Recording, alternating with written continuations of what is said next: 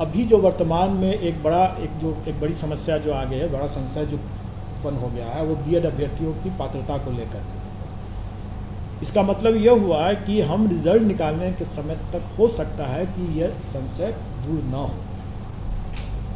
तो वैसी स्थिति में हमको इनका रिजल्ट को तो वैसे भी रोक के रखना पड़ जाएगा। अगर वो संशय अगर मान लेते हैं कि वो बीएड अभ्यर्थी माननीय सर्वोच्च न्यायालय में पुनर्विचार याचिका दायर कर देते हैं और वहाँ से अगर कोई एडमिट हो जाता है वो, तो हमें उसके लिए प्रतीक्षा करना पड़ेगा।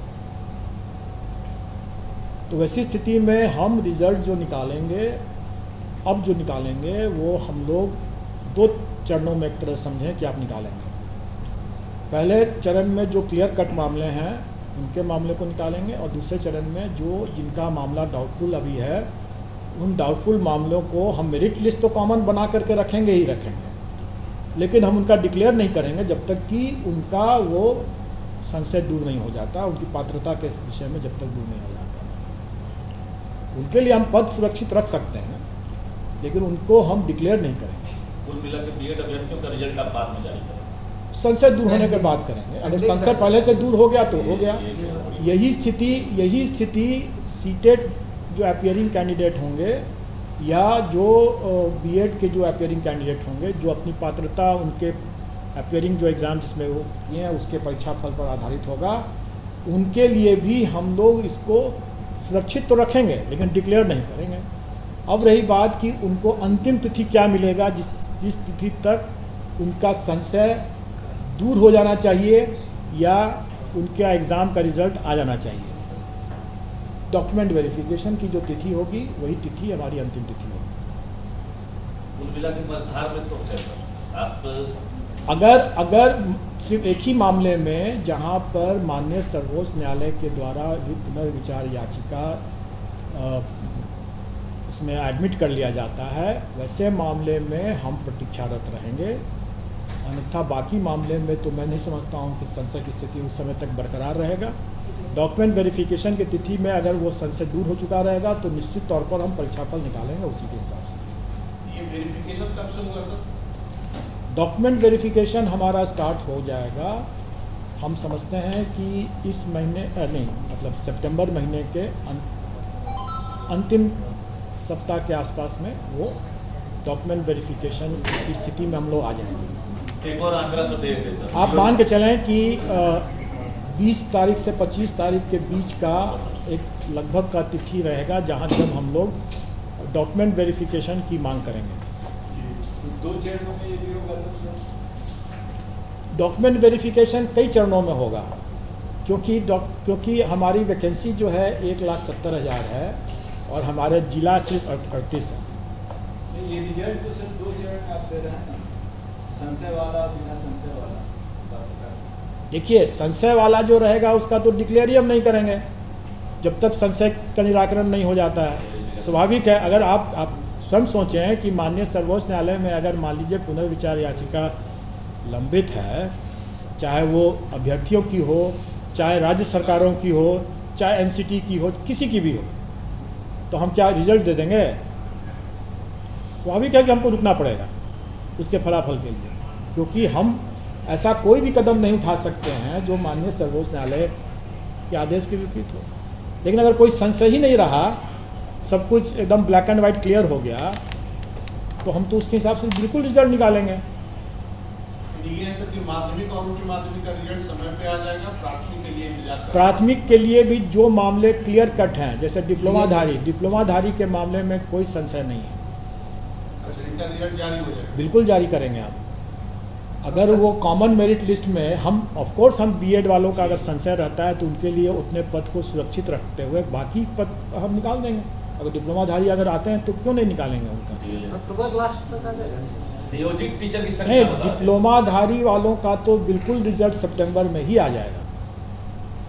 अच्छा, सितंबर में रिजल्ट? यस चलिए, बहुत बड़ी बात है। यस और ये माध्यमिक और उच्च माध्यमिक का भी सितंबर में आ जाएगा? यस, मैंने क्या कहा, जिसका संशय नहीं है उनका रिजल्ट भी सही हम निकाल देंगे। जिनका संशय रहेगा तो जैसा संशय रहेगा, जिस स्तर पर मामला लंबित है उस स्तर से निर्देश लेकर के ही हम निकालेंगे। तो ये जैसे पता नहीं बड़ा लेकिन ये सुविधा के अंदर रिजल्ट जारी करना है। एक मिनट वेरिफिकेशन का बता रहे हैं सर कि 20 से 25 सितंबर के बीच में हम कार्यक्रम देंगे, तो रिजल्ट तो उससे पहले तब आएगा। देखिए हम लोग जो निकालते हैं डॉक्यूमेंट वेरिफिकेशन के लिए वो प्रोविजनल रिजल्ट के बेसिस पर देते हैं कि जो लोग कंसिडरेशन जोन में आ गए, मतलब जो सफल होने वाले जो अभ्यर्थी हो गए, उनका हम डॉक्यूमेंट वेरीफाई करवाते हैं। और डॉक्यूमेंट वेरीफाई कराने के बाद अगर उसमें भी मान लीजिए, जैसे मैंने बताया कि सीटेट अगर अपियरिंग कैंडिडेट के है, बाद में पता चलता है कि नहीं पास है। कई अभ्यर्थी ऐसे भी हो सकते हैं जो उन्होंने दावा कर दिया कोई आरक्षित श्रेणी का या किसी और श्रेणी का, बाद पता चलता है कि वो नहीं, वैसा नहीं है। तो स्वाभाविक है कि डॉक्यूमेंट वेरिफिकेशन के समय में उनका कट सकता है, छट सकता है, और जो उसके हिसाब से फिर उनका रिजल्ट, फाइनल रिजल्ट फिर हम निकालते हैं। नियोजित टीचर बोला था आगरा, नियोजित टीचर की संख्या क्या है? नहीं, इसमें जिन्होंने आवेदन दिया 67,000 का 67 सब मिला के। एक सर थोड़ा सा और स्पष्ट करना चाहेंगे सर, जैसे कि इसमें जैसे अभी रिटेन एग्जाम होगी, एक चीज़ मैं जब बता दूं, जो कई जगह मतलब दुष्प्रचार ये चल रहा था कि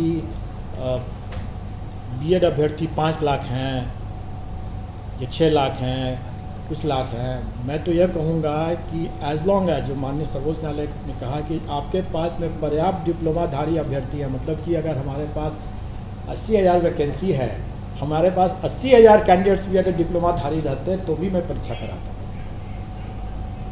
अभी तो वर्तमान में हमारे पास 80,000 नहीं, हमारे पास 3,80,000 थे।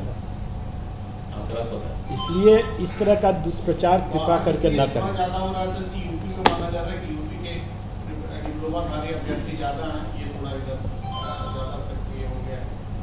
अच्छा, इस पर ये जानकारी दे सकते, जैसे कि परीक्षा पहले तो ये जो यूपी और बिहार का जो आप जो क्षेत्रवाद जो कर रहे हैं ना, हम नहीं कर रहे सर, ये सब चल रहा है। तो आप चला रहे हैं, इसलिए चल रहा है, आप चला रहे हैं। Son of the soil theory जो है, अगर जो पहले के जो छात्र रहे होंगे, मतलब 80 के दशकों के जो छात्र रहे होंगे, जो कि मैं भी था, तो son of the soil theory सब लोग जानते होंगे। और ये बिल्कुल ही ये उस ज़माने में आसाम गण परिषद का छात्र आंदोलन ही हुआ था उसमें, और आसाम गण परिषद वालों ने किया था आसाम में, और उस समय ही माननीय सर्वोच्च न्यायालय ने son of the soil theory को रिजेक्ट किया था। भारत के नागरिक हम एक हैं, हम कोई बिहार के नागरिक नहीं हैं या कोई यूपी के नागरिक नहीं हैं, हम भारत के नागरिक। और भारत के नागरिक होने के कारण से हम कहीं भी जाकर नौकरी कर सकते हैं। सन ऑफ द सॉइल कि हम आसाम के हैं तो आसाम के ही करेंगे, बिहार के हैं बिहार के ही करेंगे। बड़ा उदार दिल है बिहार सरकार। बिहार सरकार का उदार दिल नहीं है, संविधान निर्माताओं ने यह बहुत सोच समझ करके राष्ट्रवाद को बढ़ावा दिया है, कोई क्षेत्रीयवाद को बढ़ावा देने की बात नहीं है। तो ये तो संविधान है, अब आप उन लोग उसको जिस तरह से पेश करें, तोड़ मोड़ करें, लेकिन आप ये संविधान है, उसको मानना है। ये थोड़ा स्पष्ट पहले आएगा, उसके बाद फिर वेरिफिकेशन होगा। प्रोविजनल रिजल्ट जो औपबंधिक परीक्षा फल जो है वो हम लोग 20 से 25 के बीच में देंगे, जिसमें क्या है, और हम लोग उसके बाद डॉक्यूमेंट वेरिफिकेशन पर सीधे चले जाएंगे।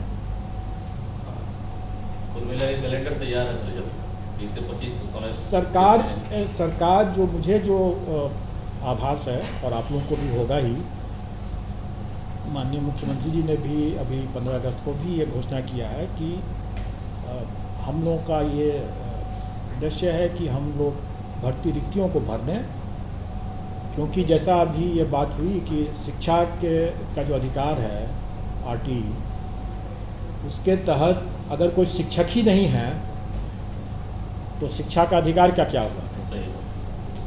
इसलिए हमें रिक्तियों को भरना आवश्यक है, और सरकार भी कृत संकल्प है, और इसीलिए हम लोग भी कृत संकल्प है कि हम लोग भर देंगे, और इसलिए हमारा कैलेंडर भी तैयार है। संभावित है कि आने वाले समय में अगर इसकी भी वैकेंसी बच जाए, कुछ अगर किसी कारण से, ऐसे बचना नहीं चाहिए, लेकिन अगर बच जाता है कोई वैकेंसी, और कल को अगर सरकार और भी वैकेंसी क्रिएट करती है, जैसे बार बार लोग मांग करते रहे हैं, तो बहुत संभव है कि सेकेंड राउंड, थर्ड राउंड, जितना राउंड होगा सरकार करना चाहेगी कर सकती है। सर्वे किए भी होंगे सर, अब अनुभव क्या था आपका? अभी चूंकि नेगेटिव मार्किंग की बात भी आपने पहले ये किया, अभी बड़ी घोषणा हो